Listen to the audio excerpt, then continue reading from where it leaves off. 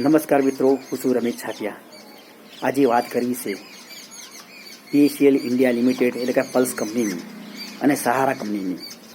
ઘણા બધા લોકોએ પલ્સ કંપની અને સહારામાં પૈસા રોકાણ કર્યું, પણ હજી સુધી લોકોના પૈસા ભરેલા પાછા મળતા નથી.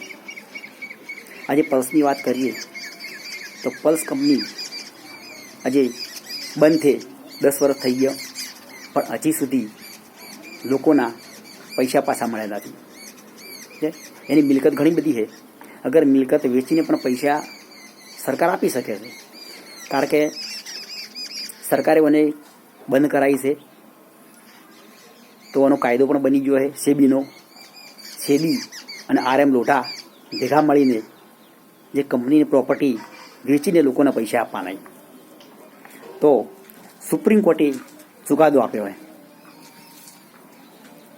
કે પલ્સ કંપનીની જે પણ જમીન હોય વેચી અને લોકોના પૈસા રિટર્ન કરવાના છે.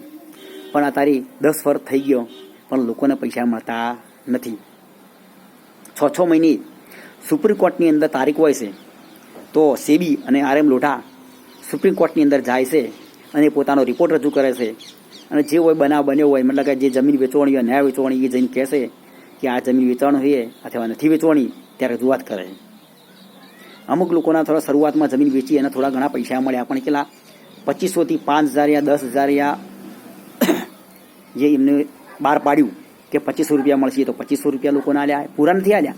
અમુક લોકોને જ આલ્યા, અમુક લોકોને મળ્યા નથી. પછી 5000નું ચાલુ કર્યું, 10000નું ચાલુ કર્યું, 15000નું કર્યું, અને હાલત 2024ની અંદર એમને 19000નું પેમેન્ટ ચાલુ કર્યું. પણ હજી સુધી 19000નું પેમેન્ટ ચાલુ કર્યું, પણ હજુ સુધી 10000ની લોકોનું રોકાણ છે પણ મળ્યા નથી. 15000 મળ્યા નથી કે 19000 પૂરા પણ લોકોને મળ્યા નહીં. કોર્ટની અંદર જઈને કે અમે આટલા પૈસા ચૂકવ્યા, વાત સાચી, ચૂકવ્યા હશે, પણ અમુક ઘણા ગઠા લોકોને જ મળ્યા છે, બાકી આજ સુધી કોઈના પૈસા મળ્યા નથી. તો સરકારને અમારે એટલી વિનંતી છે, આજના વડાપ્રધાન અમારે એટલું કહેવું છે કે જે પણ આ કંપનીમાં પૈસા ફસાયેલા છે એ ગરીબો નહીં, મધ્યમ વર્ગના લોકો નહીં, કે મજૂરી કરીને ભેગા કર્યા છે અને એ પલ્સ કંપનીમાં યા સહારામાં પૈસા મેક્યા છે, પણ હજી સુધી પૈસા મળતા નહીં. વર્ષો વીતી ગયા છે, લોકોને બહુ તકલીફ છે. એમની એવી ઈચ્છા હતી કે લાવો આ પલ્સમાં અને સહારા મેકીએ અને આપણે 5-6 વર્ષે કે 7 વર્ષે પૈસા રિટર્ન આવશે, એટલે આપણે લગ્નમાં, છોકરાના લગ્નમાં કામ આવશે, અથવા આપણે સાદા મોદા હોઈએ એટલે આ પૈસો કોમાં આવશે. પણ સમય વીતી ગયો, એ પૈસો કોમ આવ્યો ના, છોકરોના લગ્નમાં પૈસા કામ આવતા નહીં. તો ગરીબને મધ્યમ વર્ગના લોકો શું કર્યું? એ લોકોએ વ્યાજવા પૈસા લીધા, વ્યાજવા પૈસા લઈને છોકરાના લગ્ન ઘણા બધાએ કર્યા. આખી જિંદગીના જે પૈસા કમાણી હતી એ બધી રોકાઈ ગઈ કંપનીમાં અને સહારામાં, પણ એ લોકોને હજી સુધી પૈસા મળ્યા નહીં. તો સરકારને મારે એટલી વિનંતી કે કંપનીની જે પ્રોપર્ટી છે તમે વેચો વધો નહીં, બધાને ખબર તમે વેચો છો જ, પણ એ પ્રોપર્ટી સમજો કે વેચાતી નથી. અમુક એરિયામાં કોઈ નડતર હોય, તમને ઘણી બધી તકલીફ પડતી હોય, કંપનીની પ્રોપર્ટી ઘણી બધી છે કે વેચીને પણ લોકોને ડબલ તમે આપી શકો એટલી પ્રોપર્ટી કંપનીની છે. કંપની જોડે અઢળક પ્રોપર્ટી છે, પણ સમજો કે વેચાતી ના હોય તો એ મિલકત તમે લઈ લો. સરકાર જે કંપનીની પ્રોપર્ટી છે તમે એ લઈ લો, અને જે વેચીને પૈસા આવે તમે લઈ લેજો. તો એડવાન્સમાં લોકોને જે 10-10 વર્ષ થઈ ગયા પૈસા મળ્યા નથી, એમને જે કંપનીના જે પૈસા લોકોએ રોક્યા છે કંપનીમાં અને જે લોકોને લેવાના છે એમને તમે ચૂકવી દો. કારણ કે ગરીબોના પૈસા છે. એટલે સરકારને મારી એટલી વિનંતી કે તમારી તિજોરીમાંથી પૈસા લોકોને ચૂકવો. ઘણા બધા કહેતા હોય સરકાર શેની ચૂકવે, એટલે ભાઈ કંપનીની પ્રોપર્ટી સરકાર જોડે છે અને અઢળક રૂપિયાની છે, એને વેચીને તમે લઈ લેજો સારી કિંમત આવે એટલે, અથવા કોઈ કંપની ઊભી કરો બીજી લેવાવાળી.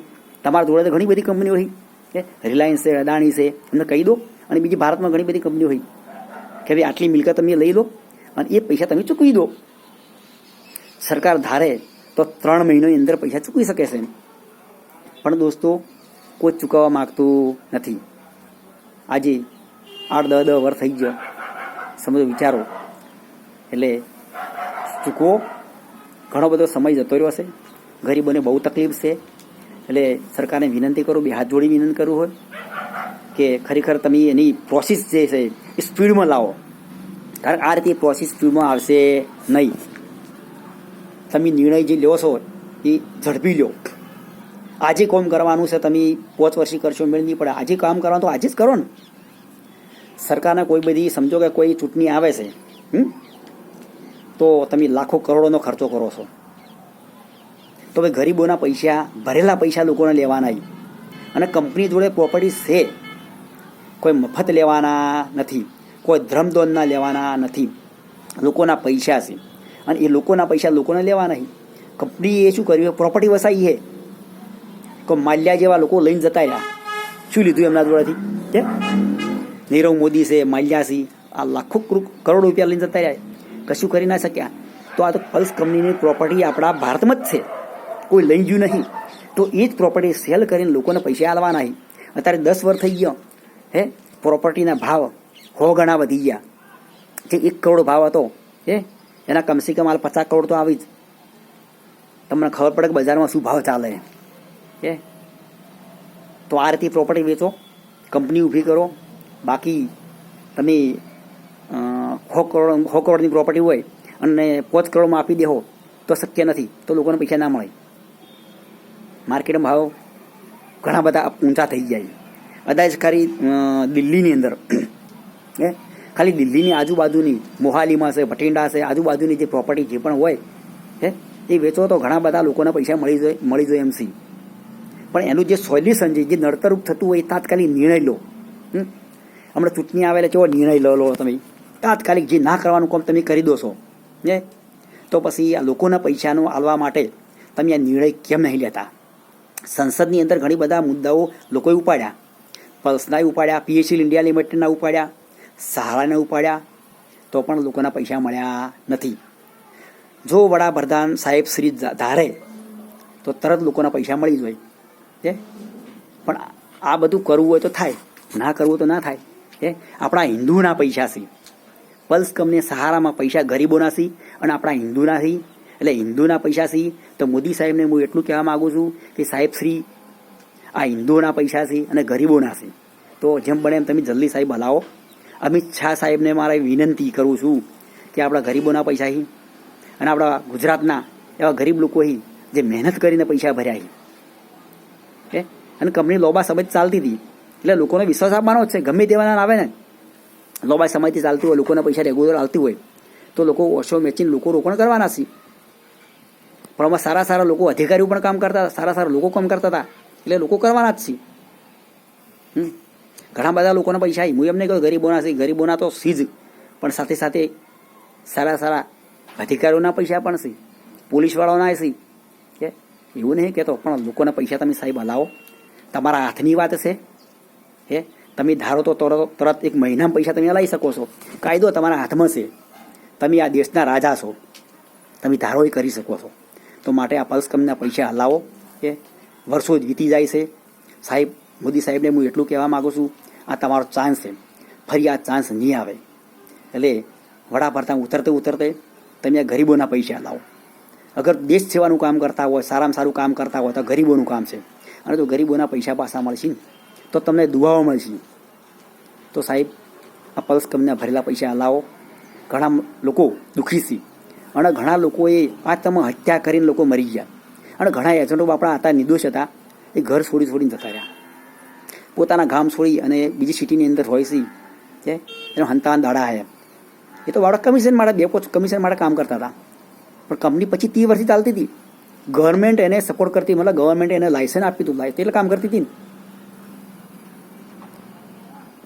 અને કંપની પ્રોપર્ટી વસાવી છે, એમાં કોઈ એજન્ટનો પણ ગુનો નથી. તો એજન્ટ ઉપર પણ ત્રાસ એટલો ગુજારી રહ્યા લોકો કે એજન્ટ, ઘણા લોકો એજન્ટ આત્મહત્યા કરી મરી ચૂક્યા છે. સાહેબ, હાલ બેકાર થઈ જાય, લાખો લોકો બેકાર. એ 15 થી 20 લાખ એજન્ટો કામ કરતા હતા. અત્યારે 15-20 લાખ એજન્ટો અત્યારે શું હાલત હશે સાહેબ? એક જિંદગીને એક જ જગ્યાએ કોઈ 10-15 વર્ષ આપી દે ને, પણ બીજી જગ્યાએ વ્યક્તિ કામ કરી શકતો નથી, એ કોઈનો રહેતો નથી. અત્યારે એની હાલત મજૂરી કરવા લાયક પણ નથી.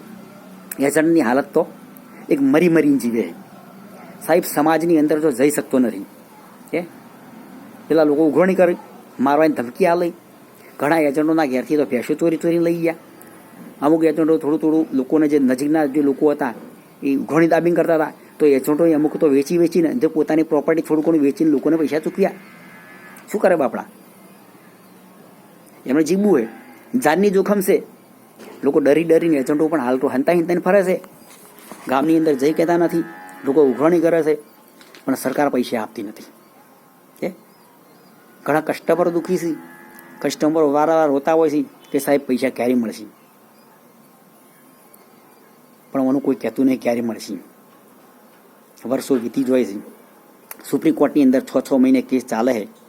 હમણાં જ કેસ પૂરો થયો, એટલે ફરી એનો 6 મહિનાનો ચાન્સ મળ્યો. ફરી 6 મહિને એની સેબી જે પ્રોપર્ટી વેચવાનું ચાલુ કરશે, વેચાય કે નહીં વેચાય, ફરી 6 મહિના થઈ સુપ્રીમ કોર્ટની અંદર હાજર થાય અને રજૂ કરશે કે પ્રોપર્ટી વેચાતી નહીં, અથવા આટલી પ્રોપર્ટી વેચવાની મેં આટલા પૈસા હવે ચૂકવશું. એમ ચો ચાલશે કહો? પ્રોપર્ટી ઘણી બધી છે, લોકોને પૈસા મળી એમ છે, પણ સાહેબ આ બધું કરવું પડે. કને કરવું પડે? સરકારને કરવું પડે. કારણ કે આપણે વોટિંગ આલ્યું હોય કને, કે ધારો કે આપણા ગામના સરપંચ હોય, ધારાસભ્ય આપણા જિલ્લા આપણા તાલુકાના હોય, તો તાલુકાના જે ધારાસભ્ય છે એ આપણે શા માટે ચૂંટીએ છીએ? કે આપણું જે આજુબાજુનું કામ હોય આપણે ધારાસભ્ય કરે, પણ એ લોકો રજૂઆત નહીં કરતા. જે આપણે સંસદ હોય ત્યાં પણ ત્યાં સંસદની અંદર રજૂઆત કરે. આપણે ચૂંટીને આગળ લઈ જઈએ છીએ, સરકાર આપણે જ બનાવીએ છીએ, અને આપણે જ સરકાર બનાવી આપણું કામ કરતી નથી. એટલે ફક્ત આપણે તો શું હોય, ખાલી વોટ જ આલવાનું, આખી જિંદગી વોટ આલાલ કરવાનું, પણ આપણા કોઈ ગરીબોનું કોઈ વભાડતું નથી. હમણાં કોઈ ફંક્શન કરવું હોય તો સાહેબ 100 કરોડ ખર્ચવા હોય ને તો ખર્ચી કાઢશી, પણ આ ગરીબોના પૈસા આલવા માટે કોઈ તૈયાર થતા નહીં. ગરીબોને કોઈ વપરાતું નથી. અત્યારે બધું પૈસાવાળું ચાલે. તમે જો સાચા જ ગરીબોના જો હિત માટે વિચારતા હોય તો આ ખાલી આ પૈસા, આ પલ્સ કંપની અને સહારામાં પૈસા ભરેલા છે લોકોના, એ ખાલી તમે અપાઈ દો, બીજું કશું જોતું નહીં. લોકોના પૈસા ભરેલા એ જ જોઈએ છે, કોઈ વધારે જોતા નહીં. અરે સાહેબ શ્રી, ખાલી મોડી પાછી આપો, બીજું નહીં જોઈએ અમારે કશું. તો સાહેબ શ્રીને મારી એટલી વિનંતી, અમિત શાહ સાહેબને અને મોદી સાહેબને તથા આપણી ભારતીય જનતા પાર્ટીને, કે સાહેબ પૈસા લાવો, સરકાર તમારી છે, તમે ધારો એ કરી શકો છો, કાયદો તમારા હાથમાં, ગમે તેવો કાયદો તમે બદલી શકો છો, તો પૈસા આલવા તમારા હાથમાં છે, તમે જ આપી શકો છો, બીજું કોઈ ના આપી શકે. એટલે સાહેબ આટલી મારી વિનંતી કે સાહેબ જેમ બને એમ જલ્દી લોકોના પૈસા આપો. જય હિન્દ, જય ભારત.